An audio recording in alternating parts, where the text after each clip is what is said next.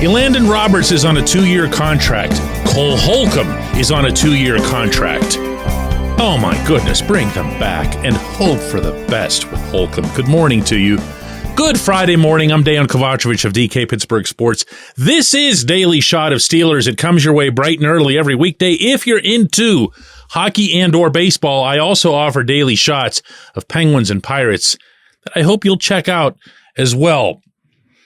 A lot's happened over the past few days.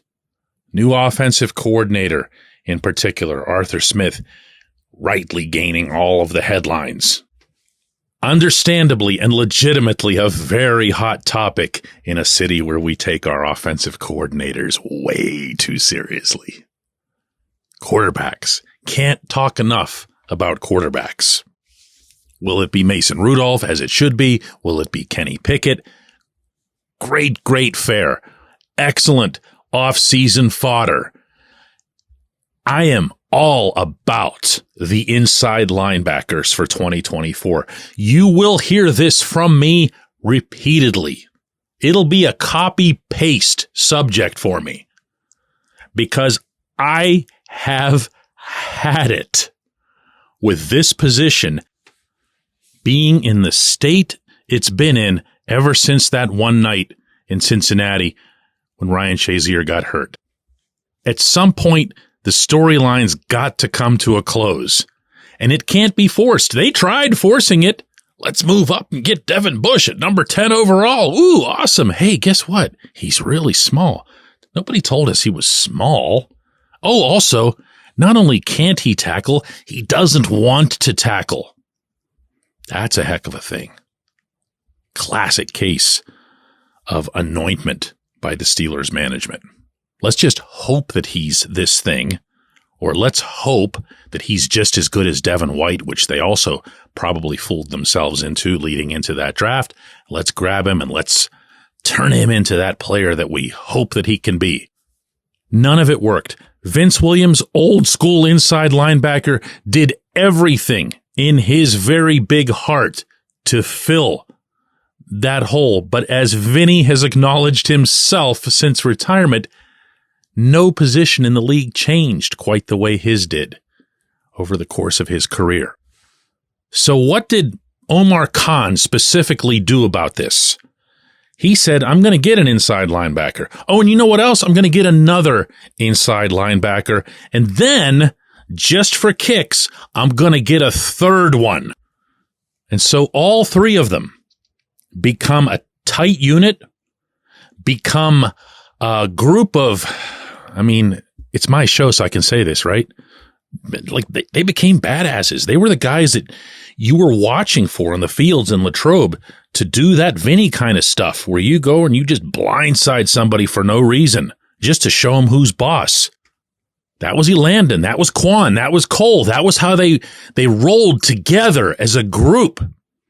After a preseason game, I believe this was in Atlanta, I was walking out of a Mike Tomlin press conference, and Elandon is waiting to go next, and Tomlin gestures to me by pointing at Elandon and says, that's the guy you ought to be interviewing. That's how much Tomlin had already embraced these guys. He felt like he had himself something, and you know what he did?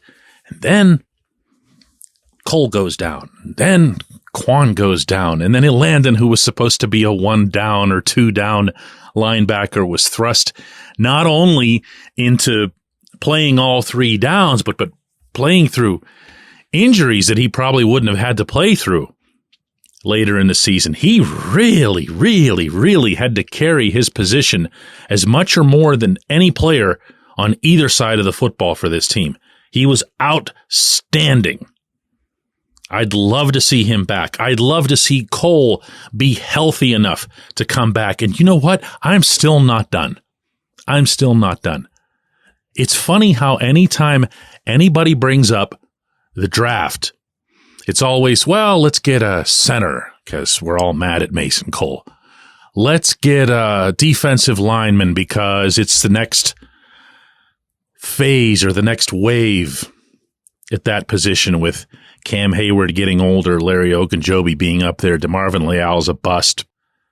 But there are times in this program when I'm talking directly to you, not to the mythical you, not to the speculative you, to the actual you. And I'm going to ask you right now, if you've just given up on drafting inside linebackers, has Bush totally sucked the life out of you, the belief out of you that you'll ever see a high-grade inside linebacker playing in Pittsburgh out of the draft ever again post-Shazier? I think so. Okay? And again, I'm still looking at you here. Nobody mentioned, have you noticed this? Nobody ever says inside linebacker. Oh yeah, I got to get an inside line. Well, they do. Go ahead and draft one. Go ahead and draft one with a very high pick. Have them come in and wreak some havoc. Have them come in and learn from these other guys. Have them see what it's like to be part of a pack or a posse at a given position. Because that's the mentality that you need to play inside linebacker in the NFL anywhere really, but specifically for the Steelers. These guys, Elandon, Cole, and Quan, were Steelers. Hopefully a couple of them still are. And ideally, they'll have a youngster that they can groom as well. When we come back, J1Q. Luxembourg, Garbett, Kelly, and George. LGKG is a personal injury law firm in Western Pennsylvania that represents people hurt in car accidents or who need help with workers' comp or medical malpractice. When the attorneys at LGKG make you a promise, they keep it. They've been keeping promises in our region for over 80 years. LGKG's been AV rated, the highest rating a law firm can receive, and they've been designated super lawyers. That's actually a thing for over 15 years. It's a rare combination. LGKG has offices in Cranberry, Newcastle, Beaver Falls, Butler, and Elwood City. Learn more about them by visiting lgkg.com or by calling 888-842-5454. LGKG.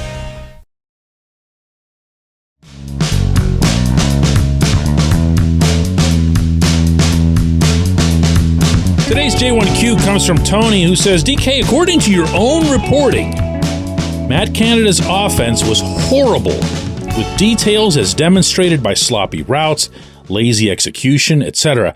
Do you think Arthur Smith will be a stickler for details? It seems that's what this team needs almost as much as scheme/play design. Tony, I'm not going to argue with any of that. I am going to claim willful ignorance when it comes to knowing what Smith's reputation might or might not have been in Atlanta or at other stops. My guess is that you'd never succeed at the level that he did in Nashville unless you had all of this stuff working for you. You wouldn't have a 2,000-yard rusher, a 1,000-yard receiver, and a 30-touchdown quarterback in the same season if you weren't making sure that everybody's on the same page. You also probably wouldn't have gotten a head coaching gig. I know it's become really cool for everybody to just bring up the three teams that he coached with the Falcons all stunk. They were all 7-10. That's, to me, the epitome of laziness when it comes to analyzing a specific job performance. And that's why I'm not going anywhere near evaluating Smith's job performance in Atlanta. I don't have anything to say about it. I do believe that there is a fit to be had in Pittsburgh for a coordinator who's heavy on the run. That's been basically the beginning and the end of my assessment of the Smith hire. I've got my eyes and ears wide open from there, and I'm going to give the man a chance. I think that's fair. But in order to get the job in the NFL, never mind the actual job, but to get it, you've got to convince a lot of people within that operation that's hiring that you can handle the whole thing, that you can manage discipline, that you can manage crises when they occur, that you can manage, or maybe manage isn't the right word for this one, motivate the people that are there with you. Everything that you and I have seen, heard, or read out of Atlanta since Smith's firing was that the players liked him. that this was not a coach/player issue, this was not a relationship issue, and it was most certainly not a mutiny of any kind. Arthur Blank is 81. He looked at 3 straight 7-10 seasons, and he's like, man, I'm 81. I'd really rather see if I can step on the gas with some other method here. I'm not sure that I would overanalyze this one. And Blank himself said in the statement in which the Falcons fired Smith that Smith was valued for his relationships, he was valued for his work ethic, and he was valued, and I'm going to single this one out, for the culture that he brought to the Falcons. That's not me saying it. That's not Smith saying it. That was Blank saying it when he didn't need to. He said that to the guy on the way out. So does that mean he's going to be some great disciplinarian who really, really takes charge of the offense, allows Tomlin to focus on other things, notably his beloved defense? I can't know that. I'm going to wait and see on that. But does that mean that Smith would listen to someone like Najee Harris? Not that Harris is running the team, although it can sound like that at times. But does he sit down with someone who is clearly a leader on this team and say, you know, I'm aware of some of the comments that you made late in the season about how things need to be more tightly run and everything? Let's talk about it. Let's see what ideas you have. I'm open to hearing what you have to say if you're open to hearing what I have to say. That's a conversation worth having. Same thing goes for the quarterback. Same thing goes for everybody who's a part of that offense. You'd want to hear from everyone what their ideas are, not only for themselves, but for their teammates, but also for the culture. I'd be really, really surprised if when the Steelers do finally get around to commenting on Smith, and we might have to wait for the owners' meetings for that, for real. That's going to be a while. This is a dead period for media coverage of your favorite team. I'd be really surprised if that didn't come up, meaning without even being asked. I appreciate the question. Really good one and a fair one as well. I appreciate everybody listening to Daily Shot of Steelers, and we'll be back with another one of these on Monday.